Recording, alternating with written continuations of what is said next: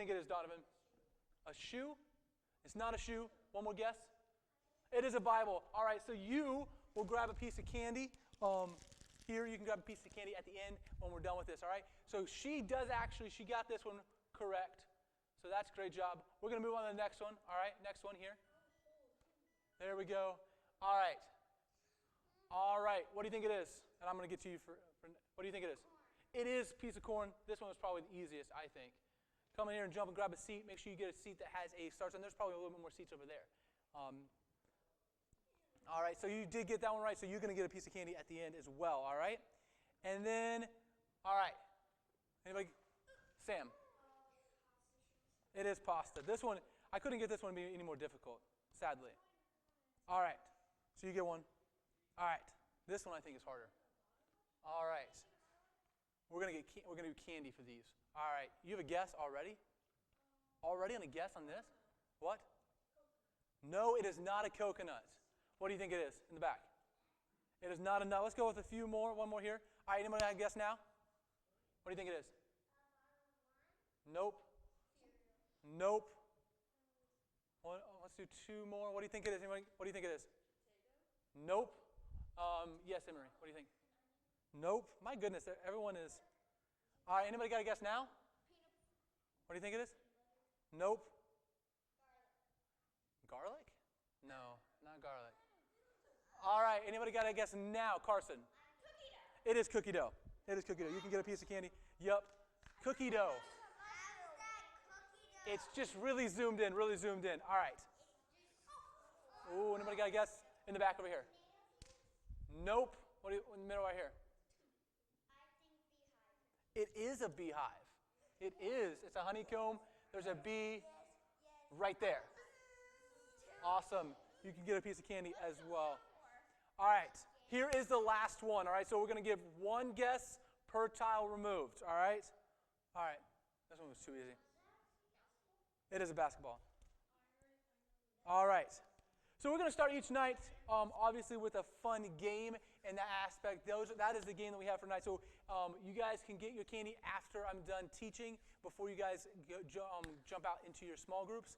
All right. So what we have next, though, is we're going to do worship with a song. So what I need you guys to do, a couple things. A, I need you guys all have some enthusiasm and stand and do the motions with the song the best of your ability. They're going to be on both screens. All right, I'm going to be trying to do them up here as best I can as well. So I need everyone to stand up. All right, stand up.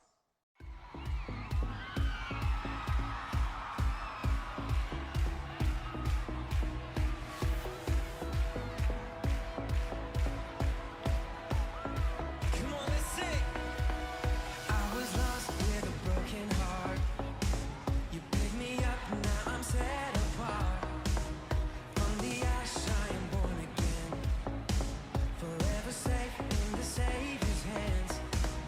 You are more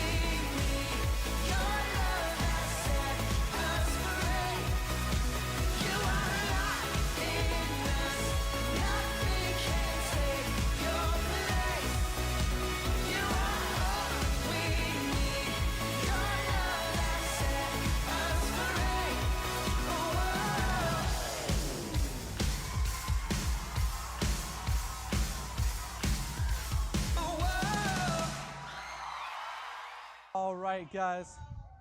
You guys, now that you're jumping around having some fun, now we're going to sit down and we're going to go into our lesson. Let's see if I can get that up. Let's see here.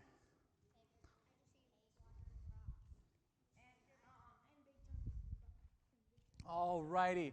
Well, guys, welcome to Awana, the start of our 2020-2021 school year here. I hope that you guys are excited for Awana and for TNC here. I know that I am. So our first verse that we'll be going over is going to be Ephesians chapter 2, verse 8 through 9, and it says this: "For by grace you have been saved through faith, and not of yourself, it is a gift of God, not of works, lest anyone should boast." Now this is a great verse. This is one that we're going to be talking about a lot, or talking about tonight. And I just want to go over some different things and kind of look through this verse. Now the best way to start a story is to start at the beginning. So we got to start up at the beginning to kind of understand this verse, because I want you to kind of understand this verse. So the best way to do that is to go all the way back to Genesis chapter 1. And we see the creation of the world in Genesis chapter 1. And God says, He creates this world, and He creates it in 6 days, and He has all this stuff. And each day He goes off and He says that this is good. And so we see the creation of the world. If you read Genesis chapter 1 and Genesis chapter 2, you'll find the creation of the world. But you know what's interesting about the world and how it was created? There was no wrong in the world. There was no death, no destruction, no strife, no kids getting mad at each other, no bullying, none of these problems that we deal with all the time. It was a perfect world, all right? However, it didn't stay that way. So we got a but. All right, tonight we're going to talk about a couple different buts. The first but is this whole world was created perfect, but something happened. And see, sin entered the world. In Genesis chapter 3, we see the beginning of sin. And sin is this anything that we think, say, or do, anything that we think about or do, action, or even say that displeases God. And so sin entered the world, and it caused this problem in this world. But you know what? It didn't just cause, it's not that the sin is this small little thing. Sin is this big thing. Now, who knows what this is supposed to represent? What do you think it is? It is a magnet, right? Anybody ever played with magnets before? I love magnets. Magnets are fun. What happens when I take two magnets and I try to put them together if they're both the same side, the north side? What do? They right, they push away from each other, right? Right. So a lot of times you get these magnets and they push against each other. There's a lot of fun things with magnets that you can do. You can build things, but another thing you can do with magnets is you can make roller coasters. Anybody ever been on a roller coaster that goes super duper fast? They use magnets to make roller coasters go super duper fast, and they put these magnets and they shoot off things using this magnetism and things that they cause this whole thing to be separate. But when we're looking at sin, I'll get you in just a second. When we're looking at sin, sin is a lot like this magnet. See, God cannot be around sin. And so how a magnet can't be around another magnet that's the wrong side, God cannot be around sin. So it kind of pushes him away. So I want you to think about this magnet in our lives and this sin kind of being like that magnet. Yes, you have a question? Okay.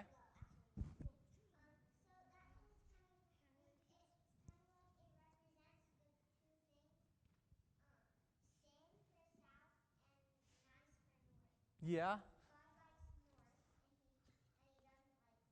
Yeah, he likes nice, right? And he doesn't like sin. And so just like that, God cannot be around anything that is that sin in this life. And so it repulses, pushes away.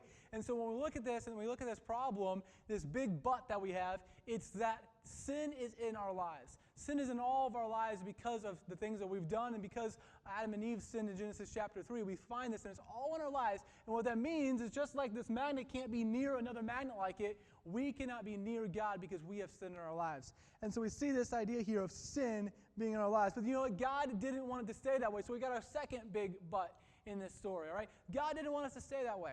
He didn't want us to stay separate. He didn't want us to stay like this. And so we see in the story of the Bible, we see that God sent His Son Jesus to die for us. And so Jesus lived on this earth. He lived a perfect life. He died for our sins, and He rose again on the third day. And so we see, the second big but is that. Well, what do we want to talk about today? We've got this Bible verse, for you've been saved, or for by grace you have been saved through faith. So what is grace? And that's the first thing I want us to look at tonight as we kind of look at this Bible verse. We have the backstory, but what is grace? And grace is really, I think I got a definition of it. Grace is giving something good to someone that they don't deserve. Now, how many of you guys like Christmas? Right? We all like Christmas, right? We like getting gifts? Yeah? Someone tell me about the best gift, just real quick, best gift that you've ever gotten. Back here, in the back. Yeah. What's the best gift you've ever gotten? A bike? Yeah, that's pretty fun. We all could probably talk a long time about all the gifts. So we're only going to talk about for just one. But guys, we like gifts. Now, tell me, would it be crazy if on Christmas Day your parents come up to you and they give you this gift and you're like, I don't really care, I don't want it, and just kind of toss it aside? That'd be a little crazy, right? When we are given a gift, we take that gift, don't we? And we're excited and we rip open that gift so we can see what's inside a lot of times, right? We have these things, these gifts, and it's crazy to not accept it. So as we're looking at this and understanding what does it mean to have grace, grace is someone giving us this gift, and we've received this something good from something that we don't even deserve. And then the next part of the verse says that we have for by faith. And so we understand, what is faith? We got to look at what faith is. And faith is believing in Jesus and what he did. See, faith and knowledge are not the same thing. We know a couple things, right? Anybody in school today?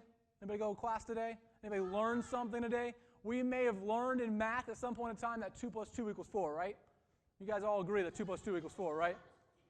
Right. We know different things, guys, right? There's a lot of things that we know in our lives, but just because we know it doesn't mean we have faith. See, faith is when we rely upon the knowledge that we have. Shh, Carson, look up here. Carson, look up here. And so we have to have faith. And faith is not just knowing that something is true. Faith is relying upon that truth. Anybody ever been on a trampoline before? Yeah, you may know that trampoline is going to hold you up, but you have faith in that trampoline when you jump super high and you come back down on it, right? And you trust that it's going to catch you. Anybody ever broken a trampoline? I have. Not fun. It's kind of scary. Makes you not have quite so much faith in the trampoline. But we have faith. Yeah, it split on me. You have faith in the trampoline when you're going up and you trust that it's going to catch you back down. That's why you go super high, because you know it's going to catch you. And so you can know something is true, but faith is really relying upon that truth. And so when we say we have faith in God, so we're relying upon God.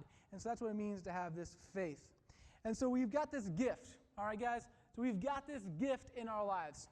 And the question is, are we going to receive it? You know, we have this gift, and it'd be kind of crazy for us if we're given a gift on Christmas Day, and we take the gift and just toss it aside, right? We would never do that, right? We would never do that because we love to have gifts. But here's the thing, guys. We need to make sure that we receive this gift. So tonight, in the starting of this week, or in the starting of this year, we're going to really talking about this gift that God has given us. And I'm going to look back at this Bible verse real quick. It says, "For by grace you have been saved through faith, and it's not of yourselves, it's not anything that you've done, because it's a gift from God." A gift that God has given us. But you know what? A lot of people have been given this gift, offered this gift. God has offered this gift to every single one of us. But we don't always take advantage of that. We don't always accept that gift. And so we have to accept that gift. And so I want my challenge for you tonight, guys, is to accept that gift. You know, maybe you've accepted the gift in the past, but I want us to kind of start off by talking about you need to accept that gift. So we're kind of building upon all the things that we're going to talk about this year. And you can kind of see some of the different things on these boards that we'll be talking about this year. The important thing is we got to start off with the gift that God has given us. And then we got to realize, you know what? A gift is not something we just take and we just forget about, right? Like you said, you got a bike, right? And you got it did you get it on Christmas? Yeah, you got that bike on Christmas Day, all right? Now, I'm sure that she didn't just accept that gift and then forget about it, right? She accepted that gift, and then she probably went out and rode on that bike later, right? And used that gift later. See, a lot of us, we accept the gift of Jesus Christ, we accept the gift of forgiveness, and then we forget about it. But the challenge for you guys, if you've already accepted that gift, is to say, hey, you know what? I'm going to not only just accept that gift, but I'm going to know and realize that I've accepted that gift. I'm going to live for God. I'm going to use this gift that God has given me and live for Him. And so my challenge for you today, guys, is this. I want you guys to know that God is giving you this gift of salvation. And if that's the question, if you want to learn a little bit more about that, you talk to one of the people that's in a red shirt. We'd love to walk through what that means for you, and we can talk about that tonight. But also just realize that we have been given this gift, so you need to live for God. That's what it means. Do you have a question?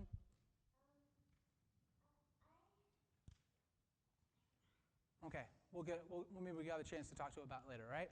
And so if you've already received this gift, then the challenge for you is this, is to live for God. Learning all these different things as we'll be talking over the next several months, all these different things we're going to be talking about is all because we've been given this gift from God. You know about this? You know what's amazing about this gift?